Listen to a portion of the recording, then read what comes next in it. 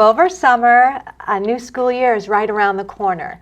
Making the transition from summertime fun and freedom to the rigors of school can be difficult for students at any age. Pediatrician Dr. Pete Richel is here today to give us helpful tips on how to make the transition a little less, well, stressful. Dr. Pete has over 20 years experience educating, treating, entertaining kids and their parents. He is also Chief Department of Pediatrics at North and Westchester Hospital in Mount Kisco, New York. Welcome, Dr. Pete. Thank you, Valerie. Hi. How are you? I'm doing great. And this is a really hot topic right now. I want to ask you, making that transition from August to September, it really is difficult for the child and the parent.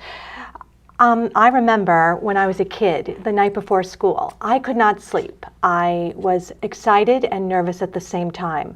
I guess you call that butterflies, but some kids also exhibit major anxiety and stress about going back to school. So as parents, what can we do to support our kids through this transition? Great question. Very common for them to have butterflies and anxieties. Every child is different, so some don't. But when they do, the most important thing I think parents should realize is that their attitude is the key. So if they're excited, if they're pumped, if they're psyched, if they're enthusiastic about all that school has to offer as they either begin or return to the school setting, that's really key. You know that children feel our emotions. They don't miss a thing. You know that from your own. Right. Our joys, our sorrows, when we're happy, when we're sad, they feel it and they know it. So if we're bright, if we're optimistic, if we're happy about the transition, they'll have less anxiety and less butterflies. And otherwise, easing those butterflies, I think, is a little prep work like reading books about beginning school or returning to school, right? There are books available at the local bookstore in the children's section, I'm certain. And school trips, visiting the new school or the return to school, visiting the new teacher, hanging briefly at the end of August before school begins with peers or other friends that we know are going to share the same classroom setting. Those things will ease the butterflies, I think, altogether. Okay.